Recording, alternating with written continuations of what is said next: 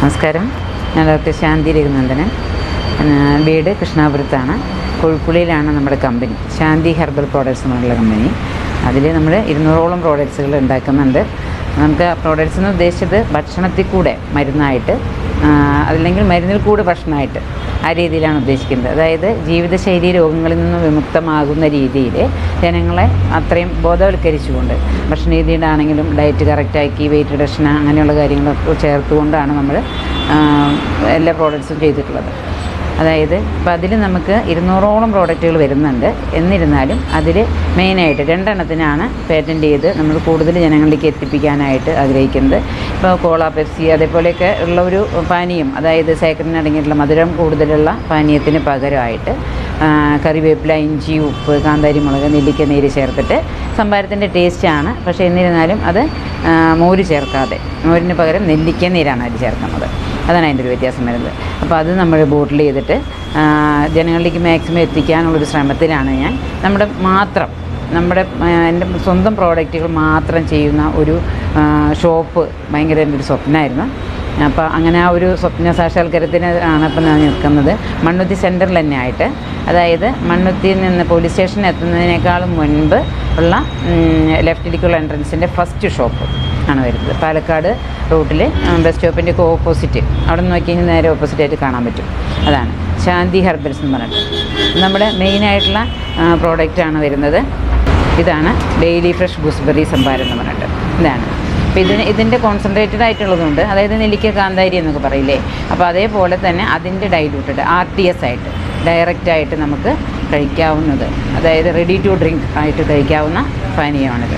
അതായത് ഇത് കഴിക്കുമ്പോൾ പെട്ടെന്ന് നമുക്ക് ക്ഷീണം തീരാനായാലും ശരി, അബ്സോർബിങ് കപ്പാസിറ്റി കൂടുതലുണ്ട്.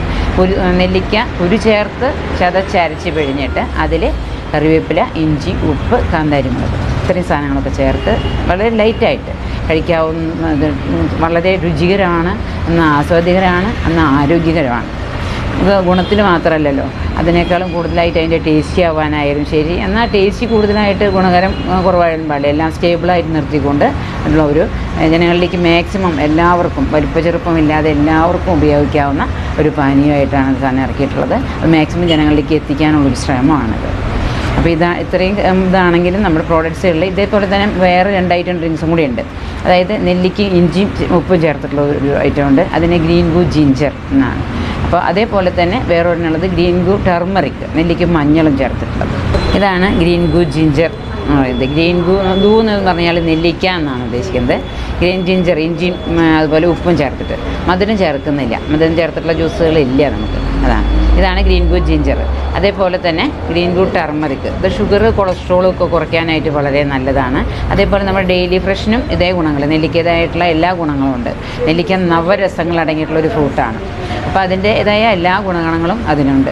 നമ്മളെന്ന് പറഞ്ഞു കഴിഞ്ഞാൽ എല്ലാതും ഇത്രയും ഐറ്റംസ് എല്ലാം പേറ്റൻറ്റ് ചെയ്ത് ട്രേഡ് മാർക്കൊക്കെ എടുത്ത് അത്രയും കറക്റ്റായിട്ട് ചെയ്ത് വന്നതുകൊണ്ടാണ് നമ്മൾ പബ്ലിഷ് ചെയ്യാനായിട്ട് ഇത്രയും സമയം എടുത്തത്. കാരണം എന്താണെങ്കിൽ നമ്മുടെ പ്രൊഡക്ഷൻ കപ്പാസിറ്റി മാക്സിമം കൂടിയാലല്ലേ ഇപ്പോൾ പരസ്യം പോയി കഴിഞ്ഞാൽ ജനങ്ങൾ ആവശ്യപ്പെട്ട് കഴിഞ്ഞാൽ നമ്മൾ പറയുന്നതിനനുസരിച്ച് കൊടുക്കാൻ പറ്റണ്ടേ.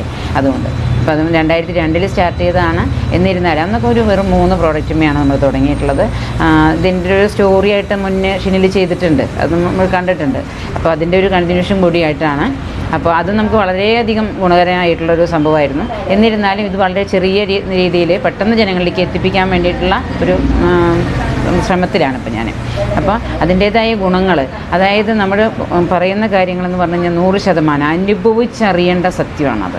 അതെന്താണെന്ന് കഥ പറയുന്നത് പോലെയല്ല. ഒരേ ഒരു സിപ്പ് കുടിച്ചു കഴിഞ്ഞാൽ ആഹാ എന്ന് പറഞ്ഞു പോകണം. അത്രയും അതിൻ്റേതായ ആ ഒരു റിസൾട്ട്. ഇപ്പോൾ കഥ കേൾക്കുന്നത് പോലെയാണെങ്കിൽ ഞാൻ പറയുന്നത് പോലെയല്ല, അത് ജനങ്ങളിലേക്ക് എത്തണം, മാക്സിമം എത്തണം, അതെന്താണെന്ന് അറിയണം.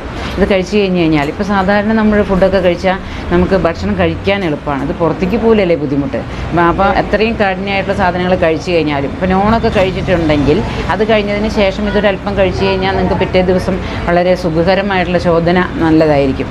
അപ്പോൾ അതിനൊക്കെ എളുപ്പമാണ്. പിന്നെ മാത്രമല്ല ശരീരത്തിന്, സ്കിന്നിനൊക്കെ വളരെ മാറ്റം വരും. അത് ഷുഗർ പേഷ്യൻസിനൊക്കെ വളരെ നല്ലതാണ്. കൊളസ്ട്രോൾ ഉള്ളവർക്കൊക്കെ വളരെ നല്ല പാനീയമാണ്. കാരണം എന്താണെങ്കിൽ ശരീരത്തിലെ മെറ്റബോളിസത്തിനെ കറക്റ്റ് ചെയ്യാനായിട്ട് ഇതിന് സാധിക്കും.